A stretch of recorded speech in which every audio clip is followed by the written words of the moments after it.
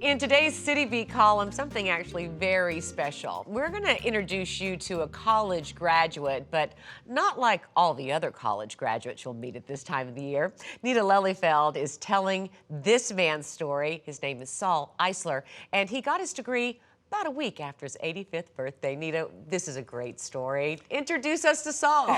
He wrote to me when I first started my column. I asked people to share their stories about LA, and Saul's was one of the first ones I got. And he told me all the things he'd done in life. He'd been a patent draftsman doing the very technical drawings that go along with a patent application. He'd run his own ad agency. He had written 3 novels and 3 books of short stories and a book that explains how to do acrostic puzzles. He wrote restaurant reviews. But it was the first sentence in his note to you that hooked you. The very first sentence was, after I flunked out of engineering school, I went on to become ... and then he told me his story.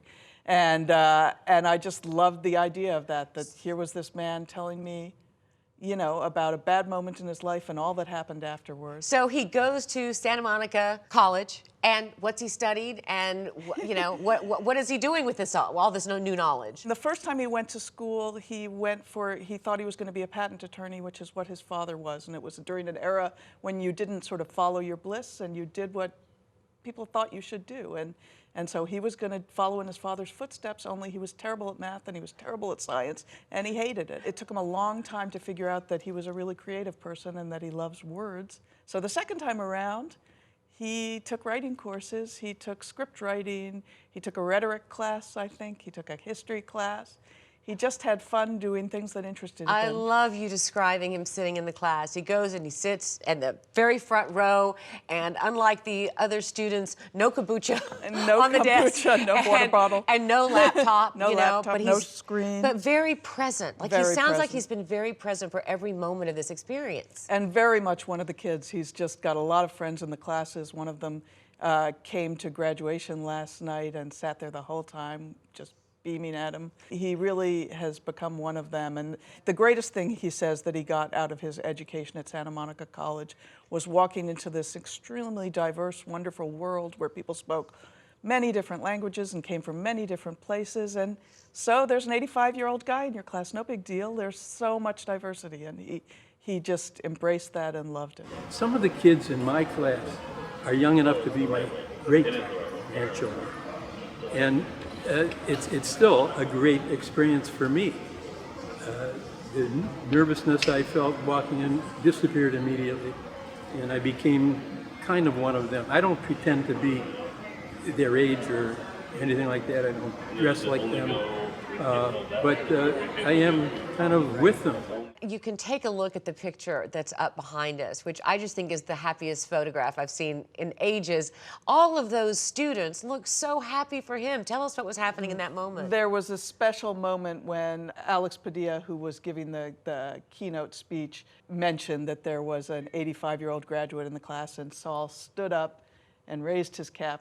Eisler, who is graduating at the ripe young age of 85.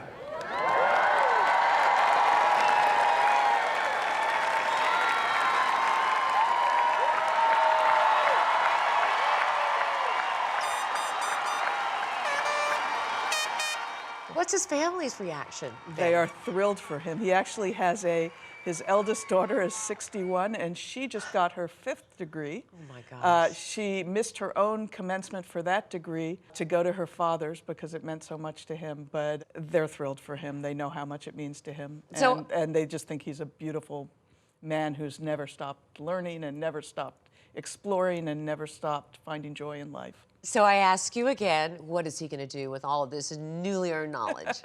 He's going to keep doing what he does, which is he writes every day. He reads novels. He has a wall in his bedroom of famous novelists whose work he's read all of, And he has this big comfy leather chair, and at 6 o'clock in the evening, he makes himself a martini with a twist of lemon, sits with a novel. That's the good life. Yeah, and then he'll write. And I know that his son called you on your way in today to thank you for telling his father's story. Nita, this is another one of those special little pieces of gold that you find in Southern California.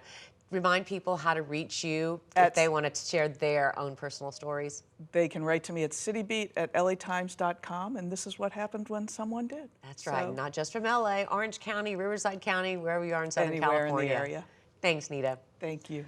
To read more from Nita and keep up with the latest City Beat column, log on to latimes.com.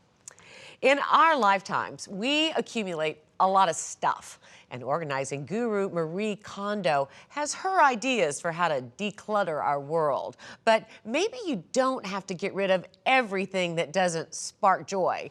Pat Morrison says maybe there's another way. Here's what Pat says.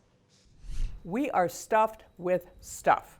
We move to bigger and bigger houses that we fill with stuff, and then we rent storage lockers for what won't fit in our houses. The world's factories keep cranking it out, and we keep buying it.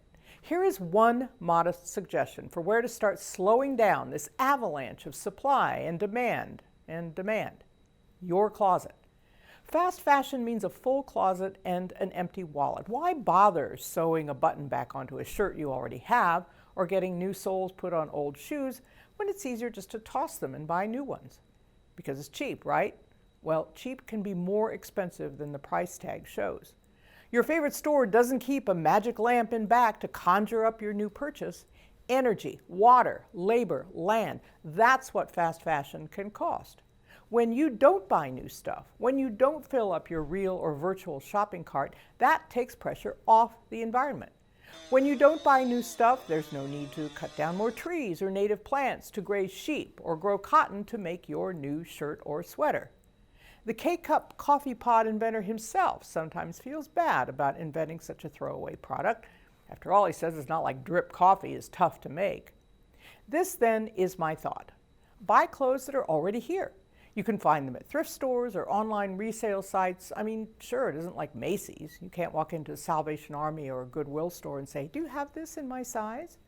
But your standard wardrobe is already there, and the unusual stuff you see is a lot more fun than what everybody's wearing. Like my finds, this skirt, and these boots, and this handbag. And buying old leather means they don't have to kill anything to make new leather.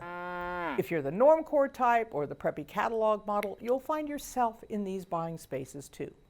Oh, ick, you say, a garment someone else has worn? Well, forgive me, but Airbnb, you're sleeping in a stranger's bed and eating with a stranger's forks.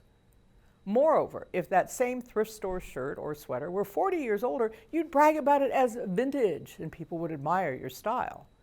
The larger point is, if we stopped getting new stuff today, we could live for years on what we've already got. Now, about 2/3 of the economy is consumer spending, so there's a bump in the road, no doubt about it. But you could save your money or switch over your spending to other things. Think of all the lattes you can buy with what you didn't spend on shirts that you know you'll just spill coffee on anyway. So, cheers. Coming up, a look back at this day in history.